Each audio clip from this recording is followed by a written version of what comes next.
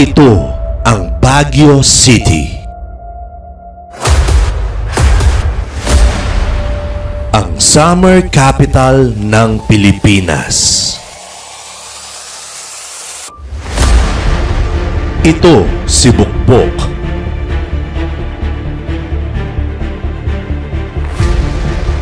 Isang Suzuki DA64W.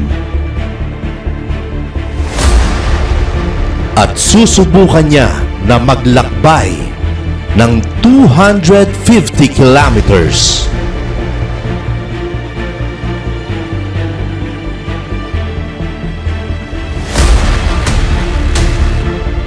At umakyat ng almost 5,000 feet above sea level.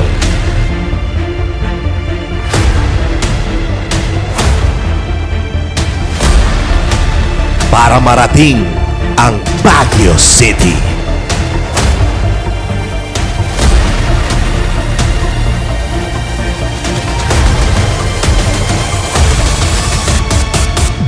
Ang tanong, kaya ba?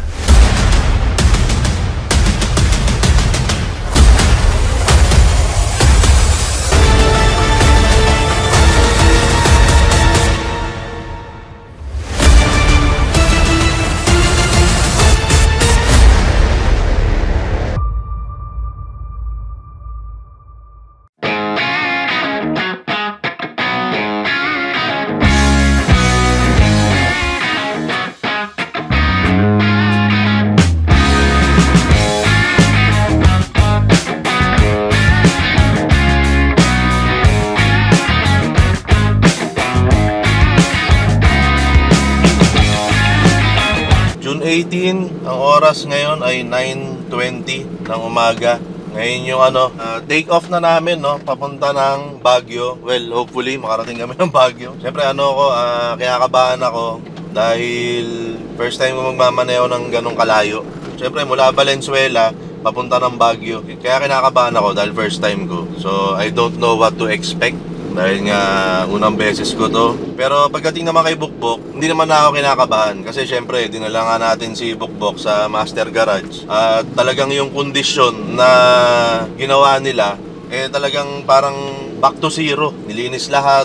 Tapos pinakita sa akin na lahat ng parte, lahat ng components ni Bukbok ay working properly. Okay, so pagdating kay Bukbok ay mas confident na ako ngayon. Wala na rin yung check engine niya. At para madagdagan yung confidence level ko, papa-full tank tayo. Let's go! Unleaded po, full tank. Okay, so ang inabot ng ating unleaded ay 2,204.50, which is 30 liters point something. Kailangan lang natin i-document yun para at least may idea rin tayo kung kumusta yung gas consumption ni Bukbok sa magiging trip natin paakit ng Baguio. At sinave ko na rin yung trip A para lahat ng kilometers mula ngayon ay naka-record na mula paakyat hanggang pauwi. So kung ready na kayo, let's go!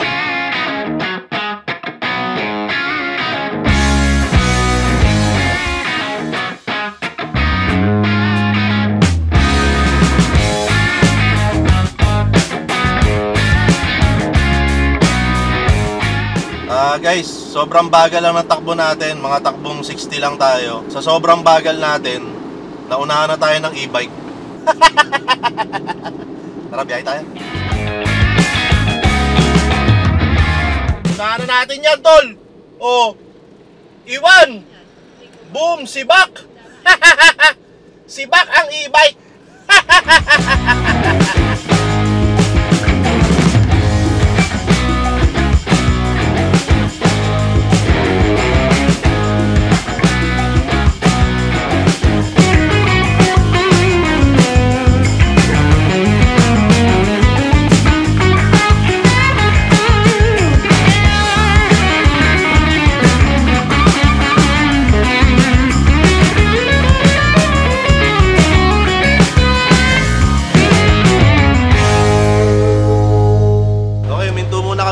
Sa may isang gasoline station dito sa may NLEX. Sabi kasi ng mga expert, no, sa minivan, huwag daw pwersahin. Kada mahabang stretch, pahinga, tapos mahabang stretch ulit, pahinga. akyat-akyat, pahinga, parang ganyan. Para hindi raw mapupersa yung makina, hindi mapupersa mismo yung sasakyan. Alam naman natin, luma na to di ba? So, kung gusto mo siyang tumagal, kailangan may extra pag-aalaga ka ng gagawin. Maya-maya, biyahe na rin naman tayo. Ha? Huwag kayong mainip. Saglit lang. Okay, syempre, bukod sa akin at bukod sa sikat na videographer na ayaw magpakilala, ito yung mga sakay ni Bukbok. Bukod dun sa spare tire na nasa ilalim, dinala ko yung isang gulong ni Bukbok para dagdag kasiguraduhan lang. Tsaka syempre, if ever, no, wag naman sana, pero if ever na kakailanganin, hindi na kailangan dumukwang sa ilalim para kumuha ng gulong kasi meron na rito. Tapos ito naman, mga extrang parts ni Bukbok para if ever na kailanganin, wag naman sana, meron tayong bitbit. Mga tools, meron din dyan. Syempre yung gamit namin. Baka lang iniisip nyo, baka akala nyo, walang ibang laman yung sasakyan, okay? So, medyo mabigat din. Okay, tapos nga pala, hindi natin pinatay yung makina. Sabi nila yun parang may kinalaman yata yung sa turbo. Kasi ano nga to si Bukbok, all-wheel drive turbo. So, pagka may mahabang biyahe, pag hinto, hindi mo dapat pinapatay yung makina kasi pinapahinga mo yung turbo. Ewan ko, comment nyo dyan kung alam nyo. Okay, tara na, let's go. Biyahe na tayo ulit. Come on!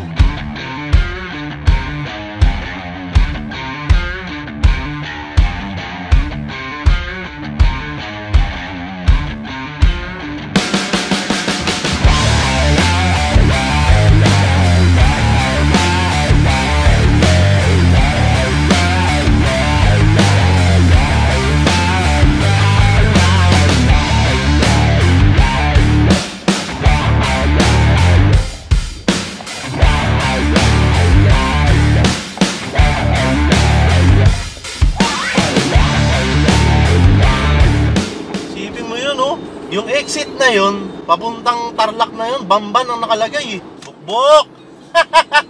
Nakarating ka ng Tarlac. Well, dinaanan lang natin. Pero at least, di ba, nalagpasan na natin. Ngayon ay time check tayo. 11:50 ng umaga. Okay, so 10 minutes before 12 noon. Ngayon ay nandito na nga tayo. Kalalagpas lang natin ng exit na papuntang Bamban. Nasa Exitex pa rin tayo, mahaba pa rin yung biyahe. Hindi pa naman ako nagugutom. Yung videographer, hindi pa rin siya nagugutom. Wala siyang karapatang magutom. Hanggat hindi ako nagugutom, hindi siya nagugutom. Kaya dire-diretso lang tayo sa biyahe. Let's go!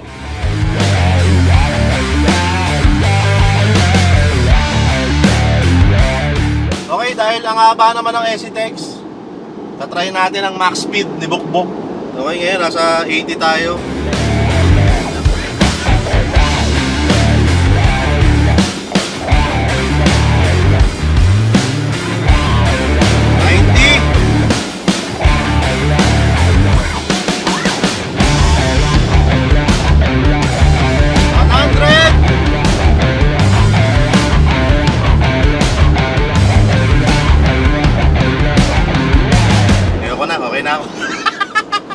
Chinek ko lang.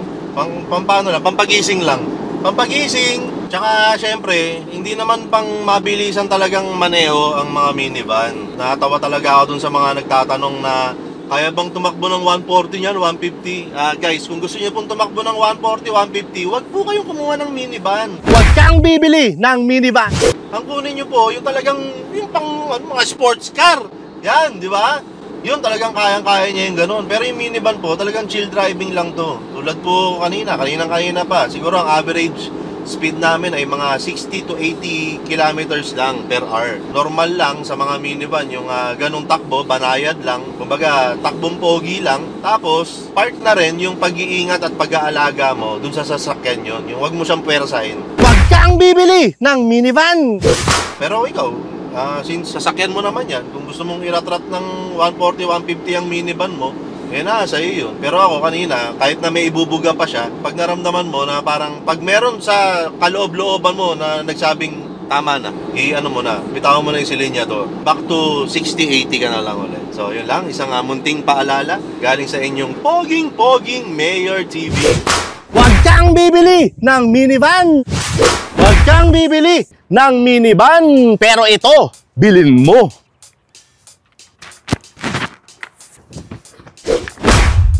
Huwag kang bibili ng minivan t-shirt. Available na sa iyong mga paboritong online bilihan. Hanapin nyo lang yan sa Aprobado. Available na to. Oversized shirt. Ayan o, napaka-forma, napaka-angas. Kitang-kita sa harap mo, isang malaking huwag kang bibili ng minivan. Tapos sa likod naman, makikita mo yung mga dahilan kung bakit huwag kang bibili ng minivan. Huwag kang bibili ng minivan t-shirt. Bumili ka na. Aprobado yan.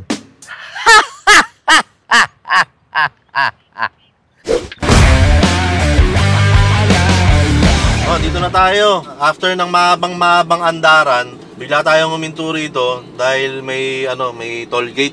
Siyempre kailangan natin magbayad. Ang iniisip ko ngayon, naisip ko bigla, hindi ko alam kung yung RFID ko ba na pang NLEX ino-honor dito. Okay? So dahil first time kong dumaan dito So wala talaga akong idea. Pero niloadan ko naman yung pang NLEX ko na RFID. Hopefully tanggapin dito 'yon. Tsaka hindi ko rin alam kung magkano yung babayaran. Isa pa yun sa nagpapakaba sa akin. Wala kaming dalang pera Wala tayong dalang pera no? Magbabasking nga tayo sa Baguio Magbabasking kami doon sa Session Road. Sasayaw ka doon Sasayaw daw siya. Para magkapera. Pero mahaba pa yung babiyahin natin. Mahaba pa. Ayan, TPLEX na pala yung kasunod.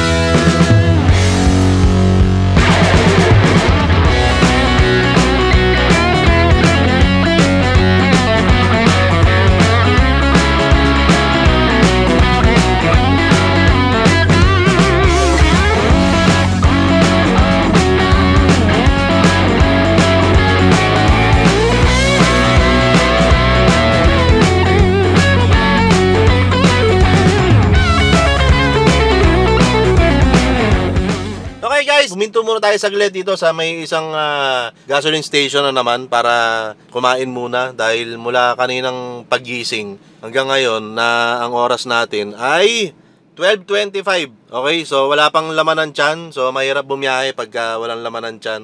Kakain kami ng mga kakaibang pagkain muna rito. Yung mga pagkain na bihira natin makita sa Metro Manila. So yan, kain muna tayo.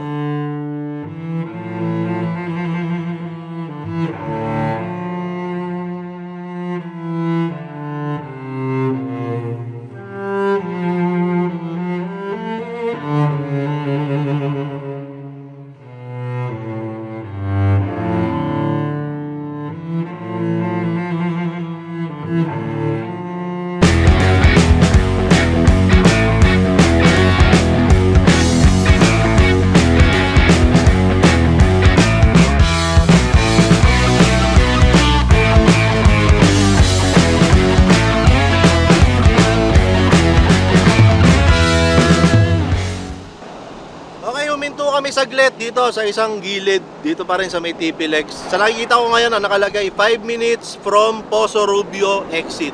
So hindi ko lang kung anong parte na to, pero ang alam ko Pangasinan to. Huminto kami saglit para medyo mapahinga si Bukbok kasi mula nung kumain kami parang dire-diretsong 60 kilometers yung tinakbo namin. Well, actually, tinakbo niya lang. Hindi ko kayang takbuhin yung 60 kilometers. So, ayan. Isang paalala ulit no, sa mga minivan users, kailangan pagka medyo mahaba-habang biyahe dire-diretso, kailangan from time to time pinapahinga natin yung minivan natin. Tapos maya-maya biyahe ulit kasi nakita ko parang konting andar na lang matapos na yung TPLEX. Parang papasok na tayo ng mga national road.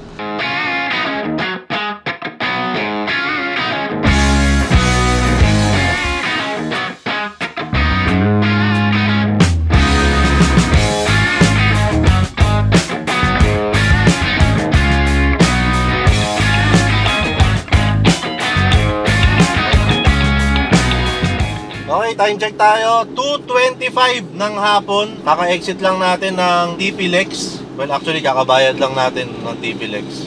Kaya hindi pa tayo nakaka-exit technical. Kasi andun pa yung dulo. Pero nakikita ko sa Waze, MacArthur Highway. At ngayon nga pala, medyo umaambon. Sana wag magtuloy-tuloy dahil nakatakot bumiyahe pagka basa ang kalsada. Di ba? Pero ganun pa man ay ang pag-ulan ay isang palatandaan na doble natin ang ating pag-iingat. Okay, Baguio via Cannon Road. Hindi ko matandaan kung ito yung madali o ito yung mahirap na daan. Dito tayo tinuro ng Waze eh. Good luck na lang. Kasi sabi nila, dalawa daw yung daan. Hindi ko lang matandaan kung ano ha. Pero parang yung isa, mabilis pero matarik na ligo-ligo. Yung isa naman, mahabang kalsada pero less ang ligo-ligo. Zigzag, parang ganun. So, alin sa dalawa, malalaman natin. Ito na, kinakabahan na naman ako. Dahil ito na, parang paakit na tayo ng Baguio, guys. Paakit na tayo ng Baguio. At dito ay malalaman natin kung kaya nga bang umakyat ng Baguio ni Bukbok. Isang Suzuki DA64W. Ayan, happy anniversary, happy birthday sa'yo, Bukbok. 1 year na siya, kaya nga, ito, inakyat natin siya sa Baguio. Ay, hindi pa pala. Iakyat natin siya sa Baguio. Okay? So, come on. Let's go.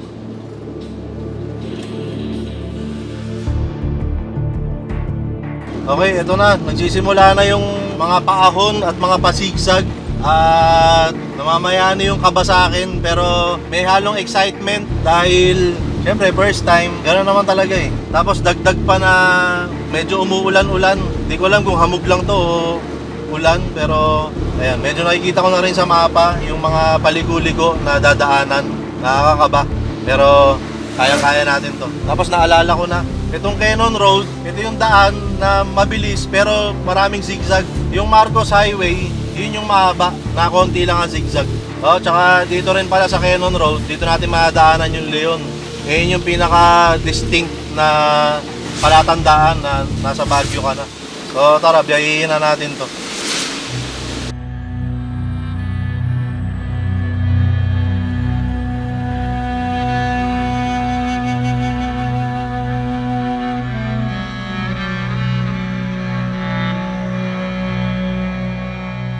Ang nervyos ay totoo mga kaibigan dahil unang-una hindi mo kabisado tong kalsada. Meron na akong mga tahimik na hingal. Malamang dala ng kaba yun. Hindi na rin kami nag-aircon para yung mga powers ni Bukbok ay ma-focus niya sa acceleration. Hindi ko lang kung tama ako doon. Tsaka para mas dramatic yung itsura, yung medyo pinapawisan ako. Ito na guys, nakikita ko sa mapa, 27 kilometers. Ngayon nasa Baguio City na tayo. Medyo malayo-layo pa, pero malapit na. Ayan, may palusong, may paahon. Ayan, kaya naman. Mapalag-palag naman yung makina ni Bukbok. Importante yung may Waze para nakikita mo kung malapit na bang kumaliwa o kumanan. Lalo pag gaganito, hindi ko kabisado yung kalsada.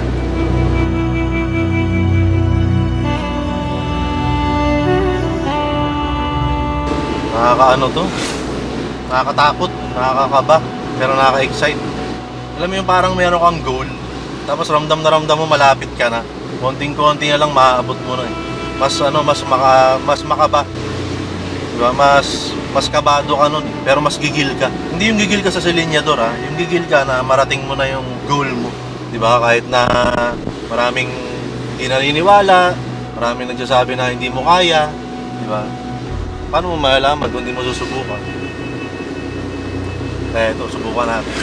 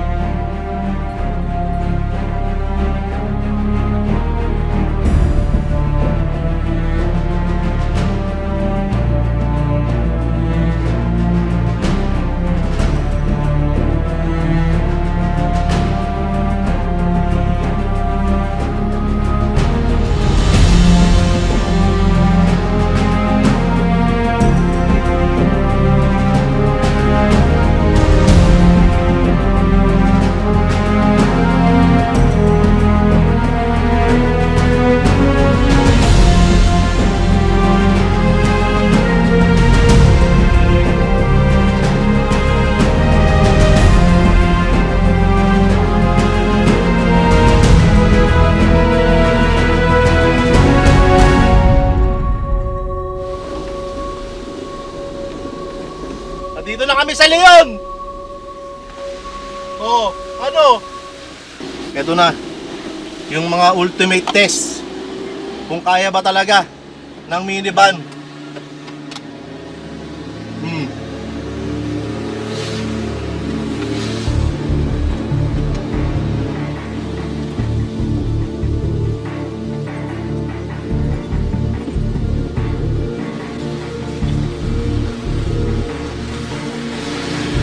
Okay, ito na yung pa-zigzag, super zigzag, super tarik na parte ng kalsada.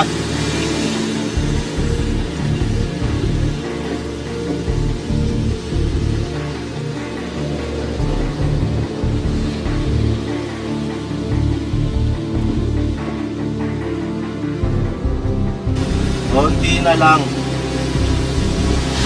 Konti na lang, bukbok.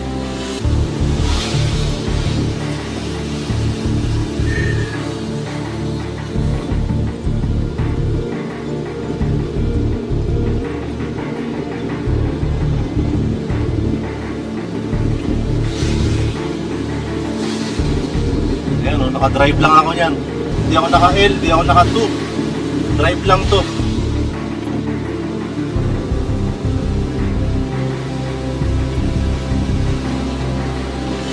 Konti pa guys. Konti na lang, bukbok. Konti na lang.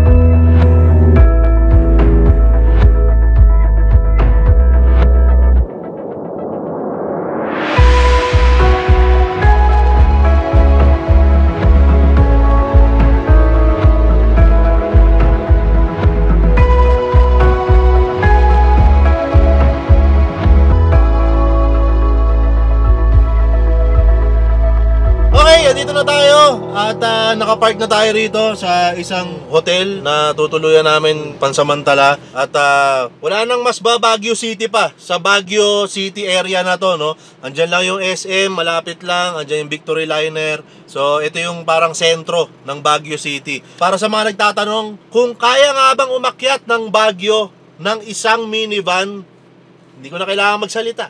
Napanood nyo naman na siguro, di ba? Kayang-kaya. May mga parts kanina na sobrang tarik na kailangan ko siyang ilagay sa L, tapos minsan sa 2. Pero most of the time, kaya naman niya. So, nasa drive lang ako. Dire-diretso lang.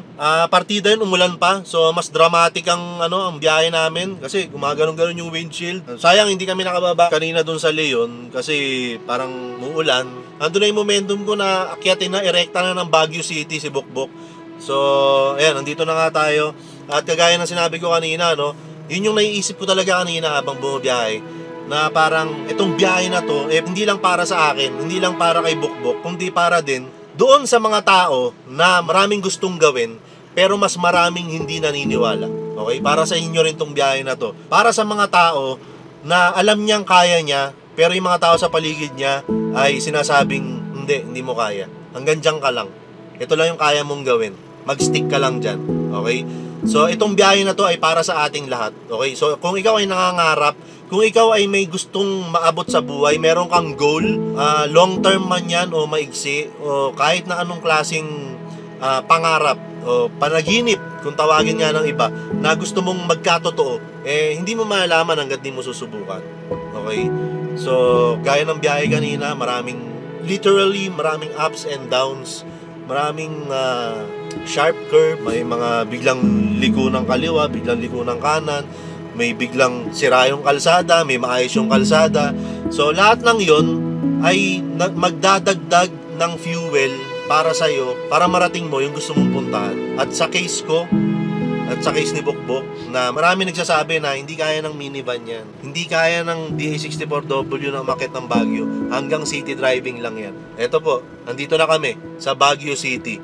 Siguro naman, napatunayan ko na at napatunayan na ni Bokbok na kayang-kayang umakyat ng Baguio City ng Suzuki DA64W. Kayang-kaya po talaga. So, ikaw, baka nagdadalawang isip ka pa. Ito, para sa mga nagdadalawang isip, para sa mga hindi naniniwala, para sa mga doubters ng minivan, ito na po. Para sa first birthday o first anniversary ni Bokbok, umakyat kami ng Baguio. Pinakita namin sa inyo na kaya ng DA64W na umakyat dito. Pinakita ko rin sa inyo na kaya ng isang first time na driver na aakyat ng Baguio na, kaya. Pwede naman. Nasa pagmamaneho mo yan, nasa pag-iingat mo yan. Siyempre, doble ingat. Inayos din natin yung mga gamit, yung mga kailangan ni Bokbok kung sakali. So, ready tayo. Tingin sa lahat, siyempre, nanalangin kami ni Mayora kanina bago umalis. Yun. So, yan. And kanina during sa mga zigzag, ewan ko kung napansin nung malakas na videographer na hindi na ako nagsasalita. Kasi nanalangin din ako. Nanalangin din ako kanina. Ako.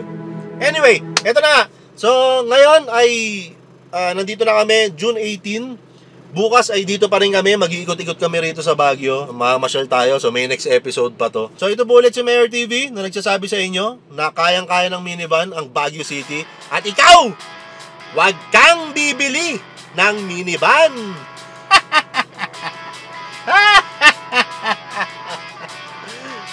Pagod na ako. Tara na, tol.